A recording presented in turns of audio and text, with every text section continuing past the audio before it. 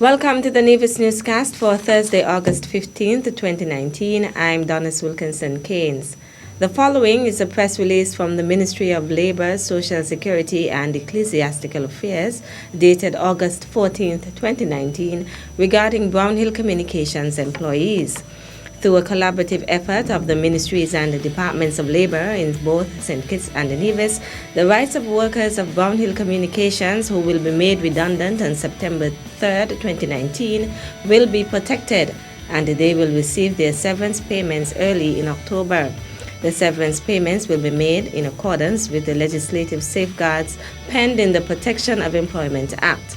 This will see the compensation of the workers for their years of service to Brownhill Communications. The severance payment is aimed at cushioning workers against financial hardship and to soften the blow of the workers' involuntary termination. Both departments of labor will also collaborate to ensure that no unresolved labor matters remain outstanding after the closure of the company. The payment of severance claims to the workers will help to supplement their compensation from Brownhill Communications and cushion the impact of their loss of job until alternate employment is found. The Department of Labor will send a technical team to Brownhill Communications to discuss final arrangements for closure with respect to the workers. Greg Rawlins, the new Inter-American Institute for Cooperation and Agriculture ECA representative in the Eastern Caribbean states, today Thursday, August 15th, made a courtesy call on Premier of Nevis, the Honorable Mark Brantley. Mr. Rawlins spoke to us following his meeting with the Premier. Let me first of all say it is indeed a pleasure to be here in the island of Nevis. ECA has had a very strong technical cooperation program here.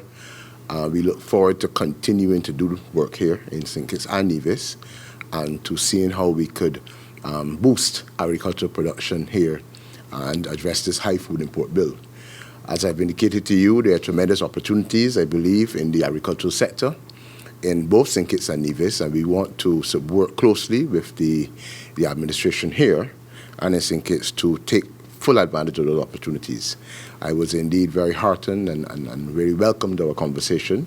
It's clear that you have a very good understanding of what some of the agricultural issues are, and that stands very, very well for the development of agriculture in Nevis. So thanks again for your very warm hospitality. Rawlins noted that he looks forward to working closely with Premier Brantley in his new capacity of ECA representative in the Eastern Caribbean states.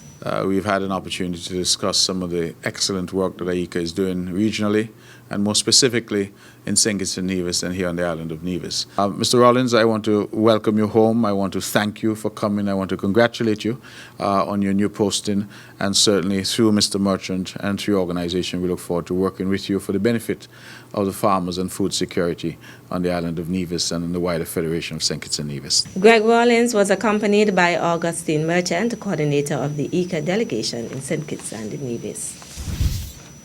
The Royal St. Christopher and the Nevis Police Force will continue to utilize the several approaches and will work tirelessly to maintain the peace. That assurance was given by Acting Commissioner of Police Hilroy Brandy on Tuesday, August 13th, at a police press conference to give an update on a peace initiative involving groups in the Federation. These members have decided that they would further demonstrate their level of seriousness to the peace effort by relieving themselves of their weapons. Working through a third party, they have been doing so. To date, the police have received 30 firearms and 73 rounds of sorted ammunition. Such an exercise has never taken place in the history of the police force or our country. These weapons will undergo a process and will subsequently be destroyed. When combined with the 13 firearms that the police have been able to take into custody through our various operations, we now have a total of 43 firearms that have been recovered from the street of our communities. This is unprecedented. Acting Commissioner Brandy thanked all the officers and civilians who have been a part of this most recent effort, saying their assistance has been of tremendous value to the nation and its citizens. The results so far have been clear. An examination of the period January 1st to August 12th over the past 3 years show a steady decline in non-fatal shooting and robberies. Where homicide is concerned, there was one incident in 2018 that was over 2017. However, the decline has been more noticeable over the past 9 months in all 3 categories. To date, there has been 25% reduction in homicide, with the last gang-related one having occurred in February. From 1st March to August 12, we see that homicide have reduced by 71%. There is no single solution or quick fix to address crime. We only ask that each individual play a role in getting us to where we would like to be. If you see something, still say something, and work with us for the good of the country. The acting commissioner said the public can rest assured that the police's quest for finding and removing illegal firearms still at large will certainly continue, and he urged anyone with illegal firearms in their possession to hand them over to the police immediately. Still to come, Ministry of Foreign Affairs announces date to submit Canadian visa application in order to take advantage of biometrics processing. The details after this break. At a loss as to what's going on in Nevis? Tune into NNC on NTV. Don't worry if you don't have cable either. NNC will bring the news to you wherever you are. Facebook and Facebook Live. YouTube and YouTube Live. NevisTVOnline.com.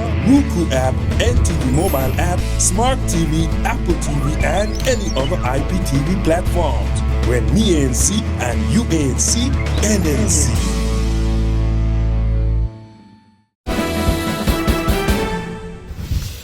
Welcome back.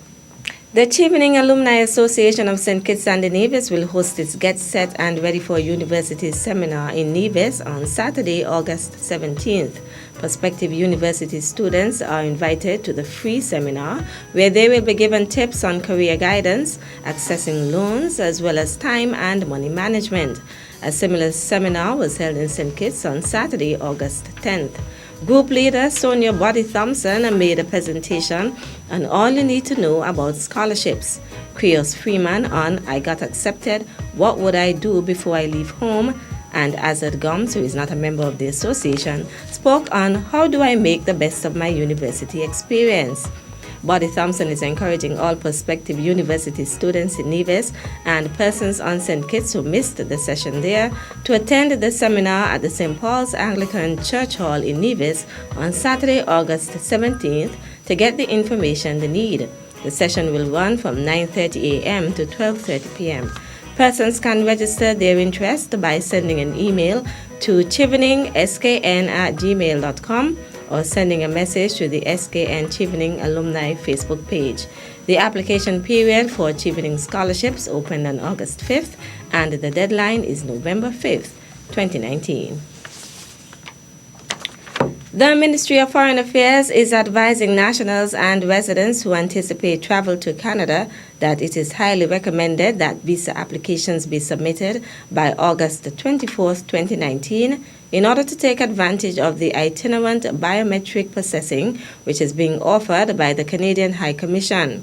A press release issued on Wednesday, August 14th, reminded nationals and residents that biometric processing will only be available to those who have already applied either online or by mail for a visa, work or study permit, or for permanent residence. I want to make it clear that this is not only a benefit for the citizens of St. Kitts and Nevis, but anyone who is living in St. Kitts and Nevis who has applied for Canadian visa can have their biometrics collected here. And therefore, this is a significant savings for the people not having to travel to Barbados or to Trinidad for that purpose.